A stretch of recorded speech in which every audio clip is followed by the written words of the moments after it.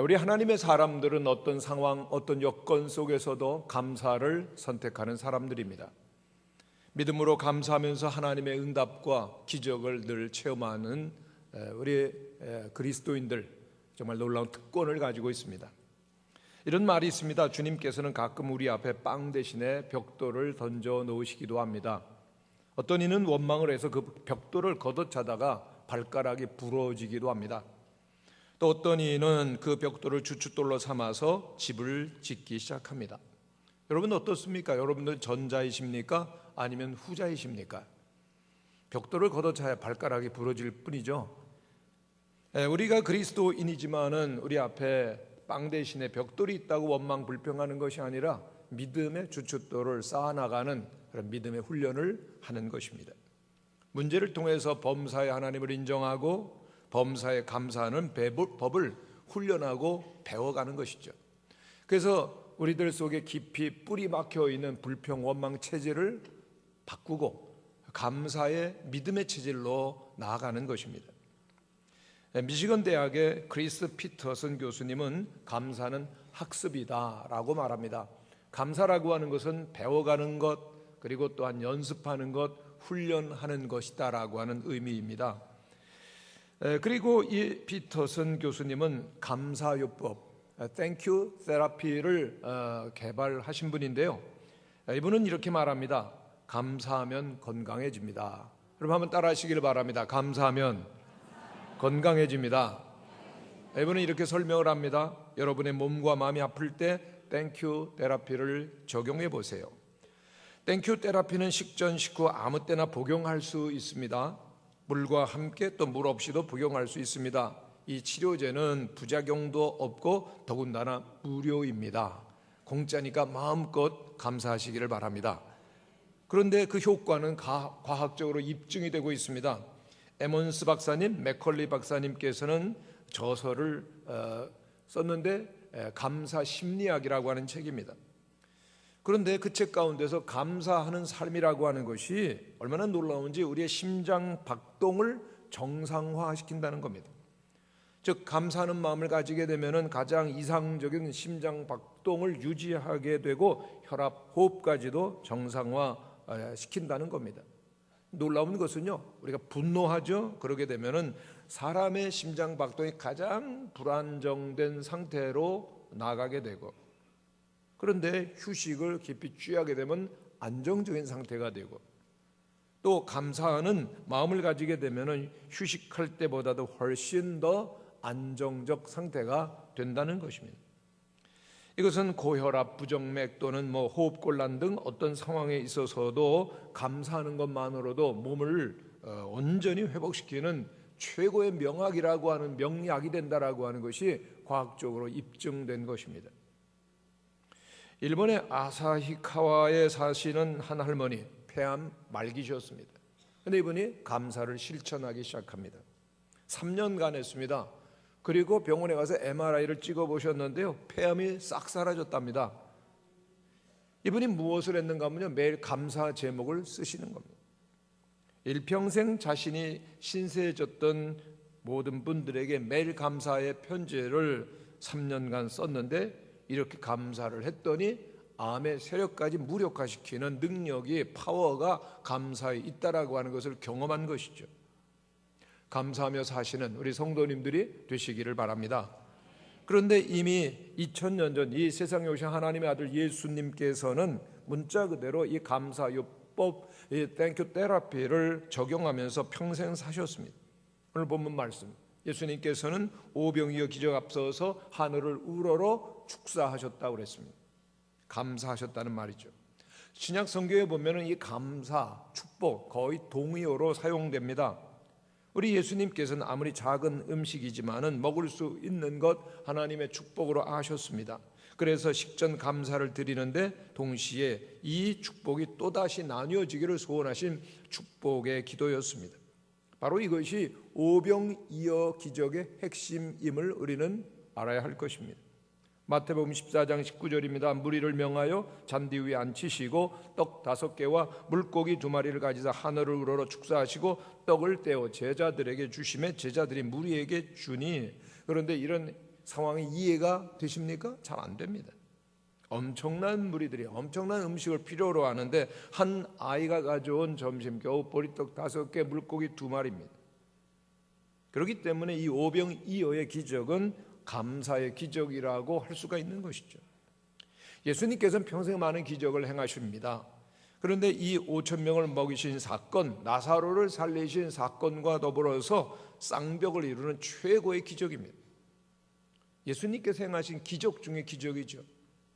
이 놀라운 기적의 현장을 보면서 오늘 우리의 삶 속에 있는 수많은 문제들을 어떻게 풀어가는지 그 길을 찾아야 할 것입니다. 첫째, 이 문제 해결의 놀라운 기적의 중심에는 누가 있으셨죠? 예수님이 계셨습니다. 예수님께서는 좀 피곤하셔서 빈들에 가서 쉬시려고 했는데 수많은 무리들이 빈들까지 따라옵니다. 그리고 또한 말씀을 시작하는데 그 당시에는 그 빈들 광야에서 여러 날을 지나는 일들이 있었습니다. 마태복음 15장에 보면은 그 무리가 3일이나 있어서 돌아가면은 굶주려 쓰러질까 예수님 염려하시는 모습이 봅니다. 그 많은 무리들이 아침부터 계속해서 말씀을 듣고 또한 그 시간이 지남에 따라서 제자들이 당황하기 시작합니다. 이 많은 무리들 먹을 것을 공급해야 되는데 어떻게 할까? 그런데 이 제자들이 한 가지 잊은 것이 있었죠. 예수님이 그 자리에 계심을 까마득하게 잊고 있는 것입니다. 예수님께서 함께 계심을 그들이 생각지 않았기 때문에 당황하고 염려하고 그리고 이거 큰일 났다 절망하는 것이죠. 이런 제자들의 모습은 성경에 여러 번 나타납니다. 마태복음 8장에 보면 예수님과 제자들이 배를 타고 항해를 하는데 큰 풍랑이 와서 배가 파선 직전에 있게 되었습니다. 제자들은 이 배 밑에서 피 잠들어 계시는 예수님을 흔들어 깨우면서 예수님 우리가 죽게 된 것을 왜 돌보지 않으세요? 라고 불평 그리고 또한 원망하고 있는 것을 보게 됩니다. 그 무리들이 불평 원망한 것은 능력의 주님께서 함께 계심을 저들이 생각지 않았기 때문이죠. 그래서 예수님께서 제자들을 향해서 믿음이 약한 자들아 적은 자들아 안타까워하십니다. 여기에 불행이 있다는 것입니다. 제자들이 참 불가능하다라고 생각하는 것, 이제 끝났다라고 상황이 이제는 힘들다라고 생각하는 것은 예수님께서 그들과 함께 계시며 또한 예수님의 능력이 얼마나 큰지를 그들이 모르고 있다라고 하는 것이죠. 그렇습니다. 오늘 오병이어의 기적의 핵심 메시지는 예수님이 계시다라고 하는 것을 기억하라고 하는 것입니다. 한번 따라하시기를 바랍니다. 예수님은 언제나 우리와 함께 하십니다. 예수님은 어떤 분이시죠? 모든 문제도 다 풀어 해결하실 수 있는 신적인 능력을 가지신 하나님의 아들이십니다. 할렐루야. 오늘 우리가 왜 감사하지 못하고 불안하고 두려워합니까? 그것은 우리의 불신과 우리의 교만과 우리의 문제의식입니다. 너무나도 문제 속에만 함몰되어 있기 때문에 문제만 보는 것입니다. 오늘 현대인들이 살아가는 모습 너무나 바쁩니다. 분주합니다. 복잡합니다. 그러니까 전능하신 주님을 바라볼 시간이 없고 믿음이 생기지 않고 그렇기 때문에 감사하지 못하고 대신에 불안과 두려움과 걱정으로 살아갑니다. 즉 영적인 침체와 불신이 우리로 하여금 감사치 못하게 하며 주님의 기적과 능력을 체험하지 못하게 한다는 겁니다. 성령 충만할 때 그 열매는 늘 감사와 기쁨과 찬송입니다. 믿음이 없고 감사가 없으면 은혜가 없으면 또한 하나님의 능력이 우리와 함께 하실 수가 없는 겁니다. 그렇기 때문에 늘 감사해야 하는 것이죠. 여러분 가정에 어려움이 있으십니까? 그 가운데 예수님이 계실 때 해결될 것입니다. 사업에 어려움이 있으십니까? 예수님이 계시면 풀어집니다. 개인의 인생의 어려움도 예수님과 함께라면 길이 보이는 것입니다. 그러므로 예수님을 바라보셔야 됩니다. 예수님을 의지하셔야 됩니다. 항상 예수님을 깊이 생각하시는 성도들이 되시기를 바랍니다. 주님은 오늘도 우리 곁에 계십니다. 우리를 인도하시고 우리의 필요를 공급해 주시고 역사하시는 주님, 그 주님께서 오늘 우리 곁에 계심을 기억하시는 우리 모두가 되시기를 바랍니다. 그러기에 우리 그리스도인들은 언제나 평안이 있고 그리고 소망이 있는 것입니다. 주님은 우리 옆에 계십니다. 다만 우리가 모를 뿐, 우리가 믿지 아니할 뿐입니다. 옆에 있는 분들과 한번 인사를 나누시기를 바랍니다. 주님이 우리와 함께 하십니다. 여러분, 제자들은 정말 이거 어떡하죠? 막 당황하고 염려하고 두려워했습니다마는 예수님을 믿지 않았던 것입니다. 그러므로 오늘 우리들이 모든 삶을 살아가면서 항상 예수님 나와 함께 계시지? 예수님이 생명으로 능력으로 사랑으로 함께 계시고 말씀으로 함께 계심을 기억하시는 성도들 될 때 거기에 능력이 있고 기쁨이 있고 기적이 나타나는 것입니다. 또한 이 문제 해결의 기적은 예수님께서 무리들을 불쌍히 여기심으로 나타남을 우리는 보게 됩니다. 5천 명을 먹이신 이 사건, 그 중심에 보면 예수님의 마음이 나타나 있음을 보게 되어집니다. 빈들로 가신 예수님을 많은 무리들이 따라옵니다. 그리고 예수님이 주시는 그 말씀에 얼마나 저들이 정말 은혜를 받고 그리고 또한 감동이 되고 그리고 또한 저들이 기뻐하면서 말씀을 듣는데 배고픈 줄도 모르고요, 시간 가는 줄도 모르고 그렇게 은혜를 받다 보니까 거의 이제 해가 뉘엿뉘엿 저물어 가게 되었습니다. 어떻게 하면 좋겠습니까? 예수님 말씀에 깊이 빠져서 시간 가는 줄 배고픈 줄 모르고 완전히 그 충만한 은혜 가운데에서 기쁨으로 있었는데 날이 저물어 갈 때 예수님은 저들을 불쌍히 여기셨습니다. 걱정을 하십니다. 저들이 집까지 가려면 시장할 텐데 배고플 텐데 영적으로 저들이 굶주린 것만을 보셨던 것이 아니라고 하는 것입니다. 육적으로도 저들이 피곤하고 지치고 힘들 것 우리 예수님 염려해 주셨습니다. 그래서 불쌍히 여기십니다.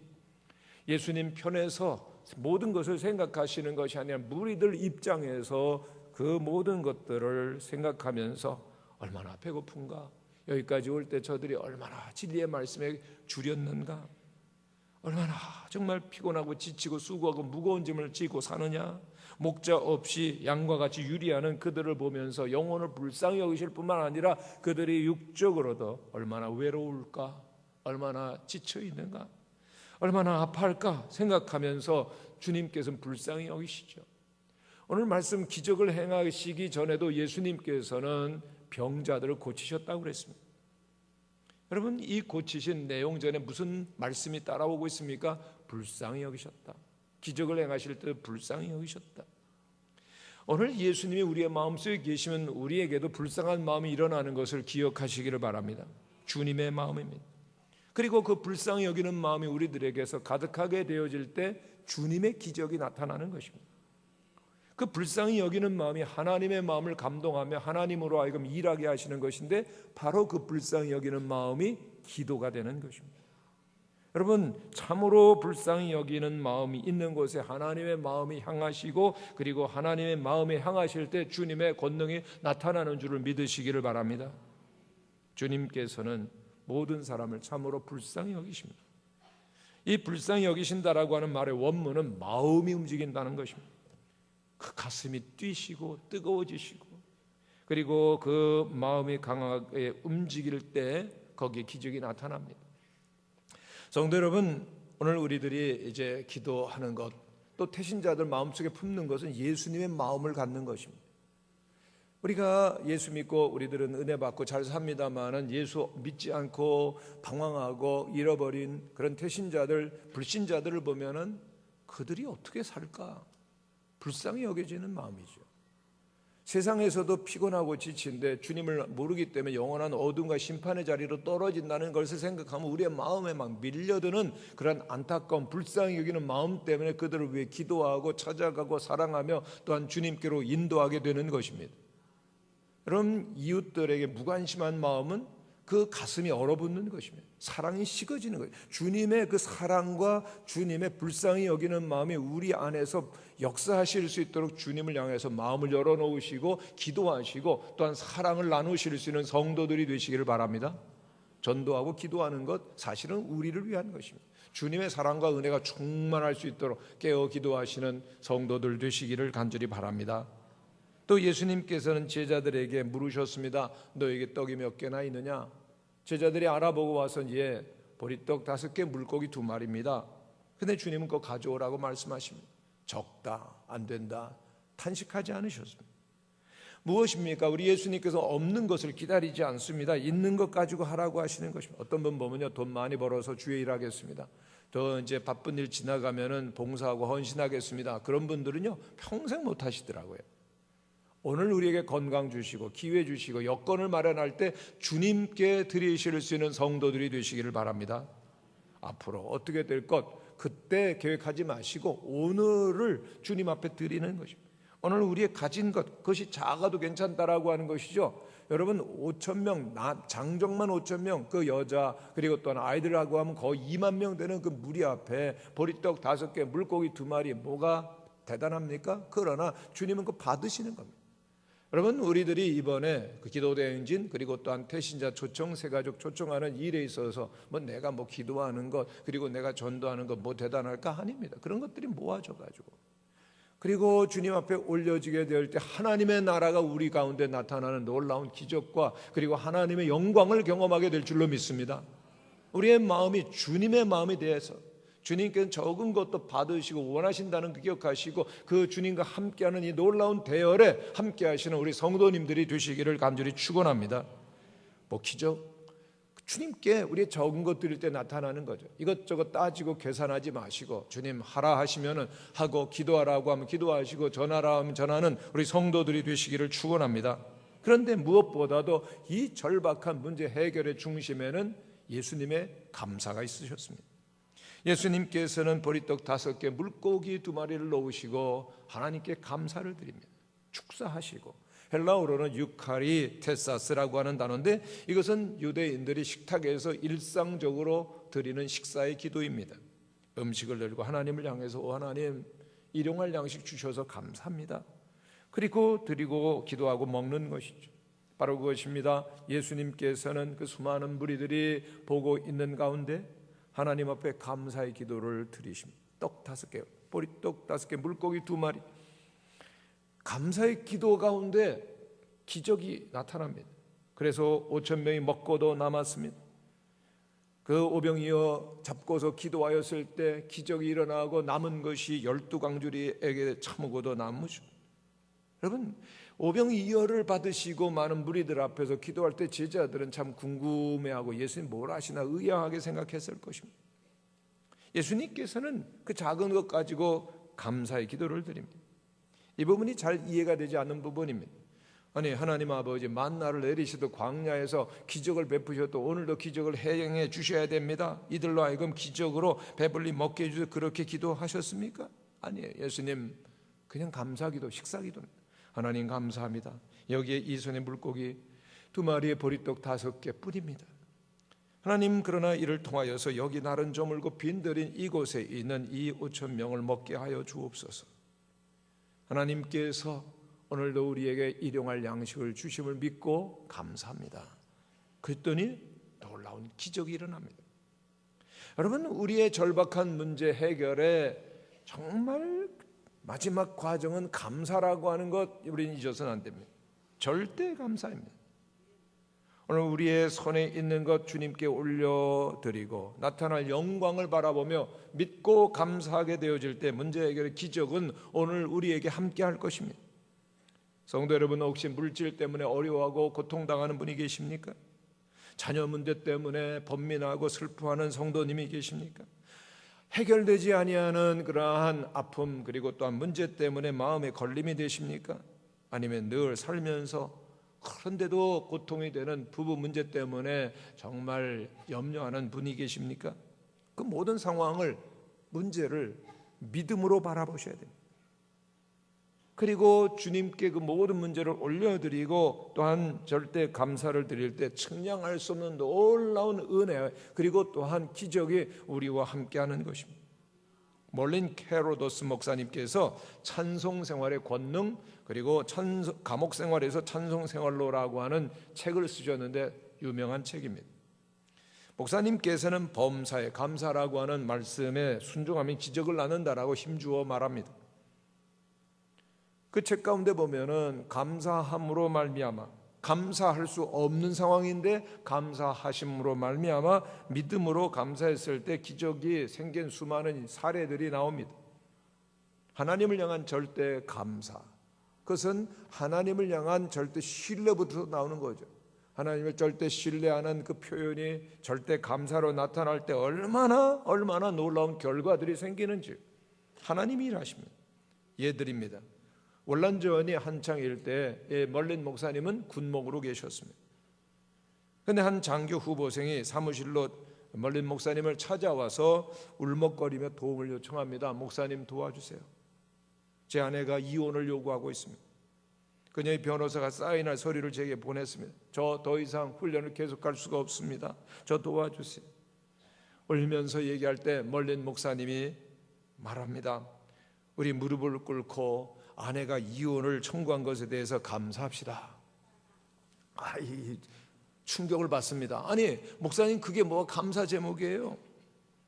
그때 목사님이 말씀 한 구절을 소개합니다. 범사에 감사하라. 이것이 그리스도 예수 안에서 너희를 향하신 하나님의 뜻이니라. 이해가 안 돼요. 완전히 이해할 수가 없죠. 그러나 목사님 그렇게 말씀하시니 모든 문제 하나님께 올려드리고 그리고 그 일을 허락하신 하나님 앞에 기도를 시작합니다. 그리고 또한 부대로에서 이제 그 막사로 돌아왔는데도 계속해서 그 마음이 불편하죠. 그러나 그 기도를 시작합니다. 주님, 아내가 이혼 청한 것 감사드립니다. 저는 온전히 이해하지 못하지만 범사에 감사라고 하는 주님의 말씀을 따라 이 일도 감사를 드립니다. 다른 것 아무것도 못해도 감사 기도는 계속 하루 종일 감사합니다. 감사합니다. 근데 정말 마음이 편해지고 또한 이것도 감사해야 되는구나 라고 마음에 그러한 그 이해가 조금 되는 겁니다. 그런데 그 다음 날입니다. 장교 후보생에게 전화가 왔다고 친구가 받아보려는 겁니다. 깜짝 놀랐습니다. 왜냐하면 훈련 기간 수주간 동안에 한 번도 전화가 없었는데 웬 전화냐? 그리고 받았습니다. 그랬더니 전화가 옵니다. 정말로. 예, 받아보세요 여러분요. 수화기를 들자 누군가 흐느끼기 시작하는 거예요. 여보, 들립니까? 여보, 저를 용서해 주실 수 있겠어요? 저 절대로 당신과 이혼하고 싶지 않아요. 여러분, 여기에 절대 신뢰를 통한 절대 감사가 믿을 수 없는 기적을 낳은 겁니다. 그 책에 가득해요. 또 특별한 한 가지 예입니다. 스트립바에서 스트립 댄서로 딸이 일하고 있는 엄마가 있습니다. 완전히 막간죠. 그 딸을 놓고서 어머니는 오랫동안 무너진 마음으로 눈물로 기도를 해오는 것입니다. 근데 그 어머니가 멀린 목사님을 찾아와서 그 기막힌 사정을 다 상담을 합니다. 그런데 이 말을 들으신 멀린 목사님께서 강력하게 권면을 합니다. 집사님, 그 일로 우리 아버지 하나님께 감사를 합시다. 이 집사님이 열받았어요. 어떻게 하나님께 감사를 드려요? 차라리 사탄에게 감사하라면 뭘 하겠어요? 이때 목사님이 또 성경 구절을 소개합니다. 범사에 감사하라. 이것이 그리스도 예수 안에서 너희를 향하신 하나님의 뜻이니라. 그리고 즉각 다구쳐 묻듯이 집사님에게 질문합니다. 집사님, 딸이 스트립바에서 춤추는 것이 범사에 들어갑니까? 안 들어갑니까? 여러분, 들어갑니까? 안 들어갑니까? 범사에 물론 들어가죠. 어머니는 대답합니다. 그러자 목사님, 그럼 우리 함께 무릎을 꿇고 감사의 기도를 드립시다. 그래서 집사님이 목사님과 더불어서 처음으로 그 문제에 대해서 감사의 기도를 드리게 되었습니다. 그런데 놀라운 일이 생깁니다. 그 순간 그 어머니의 마음을 짓누르던 모든 짐들이 탁 빠져나가는 것 같더니 자유함이 오는 것입니다. 처음으로 원망이 아닌 신뢰의 기도를, 하나님 향한 믿음의 기도를 드리는 것입니다. 얼마 후입니다. 놀랍게도 그 딸은 엄마의 품으로 그리고 주님의 품으로 돌아오게 되었습니다. 여러분, 우리가 때로는 기도한다고 하지만 원망, 불평, 신세 타령으로 그렇게 기도 아닌 기도로 끝날 때가 많이 있습니다. 그러나 진정한 기도, 신뢰와 그리고 맡김의 기도 가운데는 자유함 그리고 응답의 기적이 오는 것입니다. 감사의 기도는 모든 짐으로부터 우리를 자유하게 할 것이요, 그리고 놀라운 기적을 오늘도 행하시는 하나님을 만나게 하는 기회를 줄 것입니다. 성도 여러분, 추수감사주일, 어떤 감사를 주님 앞에 올려드리시는지, 저는 오늘 예배를 드리는 이 시간 우리 모든 성도들의 마음속에 하나님을 향한 뜨거운 예배, 감격, 사랑 그리고 감사가 충만하게 되시기를 바랍니다. 또 어떤 분들이 예배 드리는 걸 보면요, 마음이 좀 닫혀 있는 것 같고 인색하신 것 같아요. 박수 치자 그러면요, 마지못해가지고 마음이 안 가는 거죠. 그냥 하나님을 향한 마음이 너무 작은 거죠. 왜 그럴까요? 감사가 없는 겁니다. 감사로, 기쁨으로, 하나님을 향한 사랑으로 충만해서 최선의 제사를 하나님께 올려드리는 성도들이 되시기를 바랍니다. 신령과 진정으로 최고의 예배를 최고의 하나님께 올려드리는 거죠. 어떤 상황, 어떤 문제, 그 가운데에서도 우리가 할 일은 하나님을 바라보며 집중하며 하나님을 찬양하며 예배하며 감사하는 것입니다. 그럴 때 하나님의 놀라운 임재가 우리에게 옵니다. 그렇습니다. 하나님이 언제 우리에게 오십니까? 우리들이 하나님의 마음을 열고 그리고 예배하며 경배하며 찬양하며 감사할 때 하나님은 우리에게 오실 것이고, 우리에게 오시면 모든 상황은 풀려가는 것입니다. 기적은 오는 것입니다. 역대하 20장에 보면은 여호사밧 왕 때 모압 암몬 연합군이 무수히 이스라엘을 공격해 옵니다. 왕은 두려웠습니다. 그래서 금식과 기도를 선포하는데 어린아이까지, 모든 어른들은 물론 어린아이들까지 다 함께 기도하자라고 그렇게 요청을 합니다. 하나님께서는 그 기도에 응답을 하십니다. 말씀하셨습니다. 이 큰 무리로 인해 두려워하거나 놀라지 말라. 이 전쟁은 너희에게 속한 것이 아니요 하나님께 속한 것이라. 이 전쟁에는 너희가 싸울 것이 없나니 너희는 여호와께서 구원하시는 것을 보라. 하나님의 응답 말씀으로 주어집니다. 말씀하시면 행하시는 하나님이십니다. 그렇기 때문에 이 여호사밧 왕과 모든 백성들은 기뻐하며 감사하면서 하나님께 춤추며 찬양하며 예배를 드리기 시작합니다.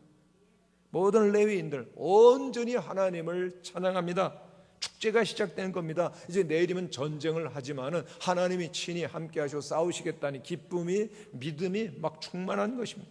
얼마나 기쁘든지 그들은 그 다음날 아침 그 전쟁터로 나가는데 군대 앞에 찬양대원들을 보냅니다. 하나님께서 친히 싸우신다고 말했기 때문에 거룩한 예복을 입은 찬양대원들은 찬송합니다. 21절에 보면 여호와께 감사드리세 그의 인자하심은 영원하도다. 한번 따라 하시기를 바랍니다. 하나님께 감사합시다. 하나님의 인자하심은 영원합니다. 얼마나 크게 기쁨으로 믿음으로 감사하며 경배하며 찬양하는지. 유대인들이 찬양하며 그 하나님을 경배하는 건 정말 강렬하고 뜨겁습니다. 함께 막 춤추고 막 손을 들고 정열적으로 하나님 앞에 예배드리는 겁니다. 마음과 뜻과 힘을 다해서 하는 것이기 때문이죠. 그 노래와 찬양이 이제 전쟁이 시작될 때 이제 찬양대원들로 해서 이루어지는 거예요. 그럼 오늘 찬양대원들이 하는 거 기쁨으로 하셨죠? 아멘. 얼마나 기뻐하시는지. 그러나 많이 자제를 하시더라고요. 근데 이게 잘 주체가 안 되셔가지고 막 기뻐하시는데요. 그리고 여러분들이 이제 그 자리는 언제나 전쟁터에 나갈 때 맨 앞인 거 기억하시기를 바랍니다. 우리 무학교에서 영적 전투할 때 제일 앞에 누가 있느냐? 찬양대원들이 있습니다. 그런데 이 찬양대원들이 힘껏 노래와 찬양을 하는데 하나님께서 즉시 천사를 보내주셔가지고 싸우게 하시는데 모압, 암몬 이 연합군이 서로 자기 편인 줄로 모르고 서로 싸우기 시작합니다. 그러더니 완전히 전멸해버립니다. 그래서 유다 백성들이 한 일은 싸운 게 아니라 적군들이 그 남긴 재물들, 의복들, 무수한 전리품들을 거두어 드렸던 것입니다. 30절에 보면은 그 이후로 주변 나라들이 두려워했고 유다 나라는 평강했고 발전했다고 말합니다. 여호사밧의 나라가 태평하였으니 이는 그의 하나님이 사방에 그들에게 평강을 주셨음이더라. 이 말씀이 우리 성도님들이 그대로 이루어지게 되기를 바랍니다. 어떻게 이루어집니까? 하나님 앞에 어떤 상황 속에서라도 사방에 적이 가득할지라도 문제로 가득할지라도 고개를 들어 주님을 바라보며 찬양하며 예배하며 감사할 때 이루어지는 줄로 믿습니다. 여러분, 감사와 찬양과 예배에는 권세가 있습니다. 파워가 있다는 거죠. 놀라운 능력이 있습니다. 문제 앞에 있지만 두려워하지 않고 하나님을 예배하고 감사할 때 하나님께는 대적들을 물리쳐 주시는 것만이 아니라 보너스로 많은 보화까지 주십니다. 그런데 문제에 해결에만 급급하고 문제만 바라다 보면 결국 문제와 함께 파멸하는 것입니다. 우리가 해야 될 일이 있습니다. 모든 문제는 하나님께 맡겨드리고 먼저 기도하며 감사하며 찬양할 때 하나님은 일어나 기쁨으로 우리를 위해 싸워주실 줄로 믿습니다. 오늘 우리들에게 회복될 것, 하나님 앞에 온전한 믿음과 사랑으로 예배하며 감사하며 찬양하는 것입니다. 그런데 언제? 중요한 것은 먼저입니다. 하나님 다 해결해 주세요. 하나님 다 우리의 문제 다 이제 뭐 고쳐주시면은 저 하나님 앞에 예배하고 감사할게. 아니에요. 절대 신뢰로 인한 절대 감사가 선불로 드려지는 겁니다. 선불 절대 신뢰, 선불 절대 감사는 기적을 낳는다. 바로 이것이 기적의 공식이 되는 것입니다. 그러므로 오늘 우리들에게 예배가 회복이 되어야 됩니다. 기도가 회복되어야 됩니다. 감사하시는 성도들이 되시기를 바랍니다. 즉시 전심으로 계속 감사하는 것입니다. 그럴 때 가정이 행복해집니다. 건강해집니다. 관계가 회복될 것입니다. 직장의 문이 열리고 사업의 문이 열릴 것입니다. 형통의 복이 임하고 교회가 부흥되고 젊은이들이 나오며 세상을 향해 빛을 발하는 하나님의 교회가 될 줄로 믿습니다. 언제요? 교회가 예배가 회복될 때, 기도가 회복될 때. 오늘 우리나라는 경제, 정치, 사회 문제가 너무 심각합니다. 개인적으로도 건강과 사업과 취직과 그리고 진학과 그 관계 등의 심각한 문제가 있습니다만은 언제나 우리가 할 일은 문제와 상황보다 더 크신 하나님을 바라보는 것입니다.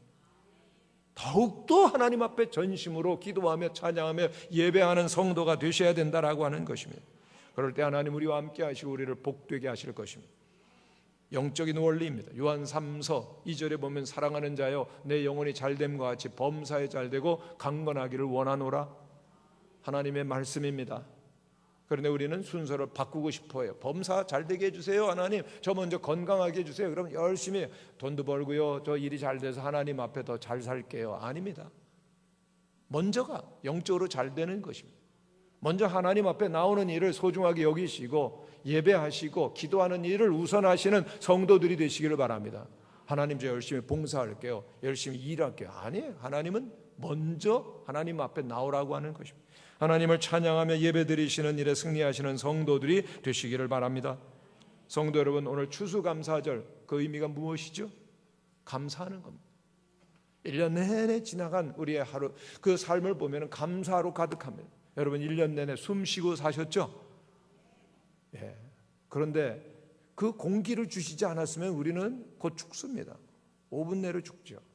그런데 여러분 1년 내내 받은 공기 돈 내고 마셨습니까? 하나님이 주셨어요.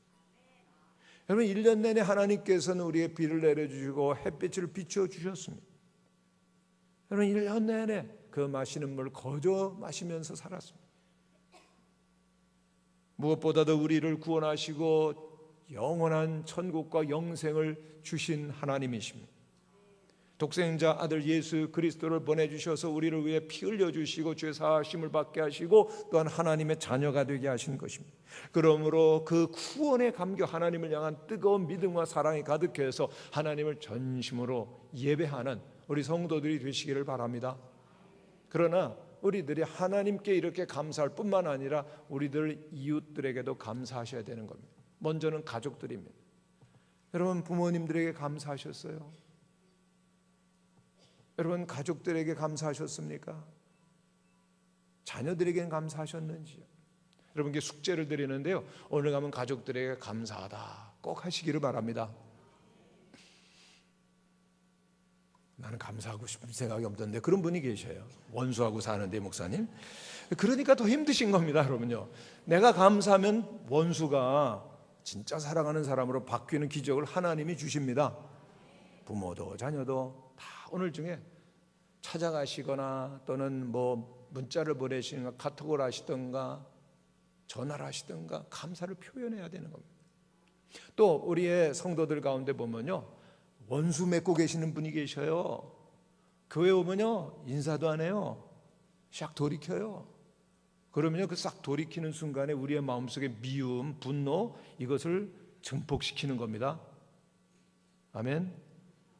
그럼 내가 넘어지는 거 아니에요. 그러니까는 먼저 찾아가서 감사하시고 용서하시고 사랑한다고 말씀하시는 성도님들 되시기를 축원합니다. 누구를 위해서? 나를 위해서요. 내 건강, 행복, 하나님과의 관계 생각하면요. 그리고 집에 가서 꼭 오늘 하실 것도 있습니다. 오늘 하실 것 굉장히 많습니다. 가서 노트 펴시고, 그리고 A4 용지 하나 정도 쭉 번호 매기셔가지고 한 적어도 20가지 정도는 1년 내내 감사하신 거. 그래서 100가지는 쓰시는 여러분들 되시기를 바랍니다. 그럴 때 우리들이 품성이 변하는 겁니다. 우리들의 인격과 우리의 운명이 달라지는 것입니다. 그리고 우리를 길러주신 선생님, 또한 사랑하는 이웃들 다 감사하시고, 마지막에 하나님께서는 우리에게 예수 그리스도를 보내주셨습니다. 예수님 우리의 생명이시고 우리의 호흡이시고 모든 것이 되셨어요. 예수 믿고 구원받은 거 감사하시죠? 그렇다면은 우리처럼 예수를 믿지 않고 세상에서 버림받고 방황하는 심판을 향해 나가는 영혼들을 생각할 때 예수님의 불쌍히 여기는 마음이 우리들 가운데 회복되어야 된다.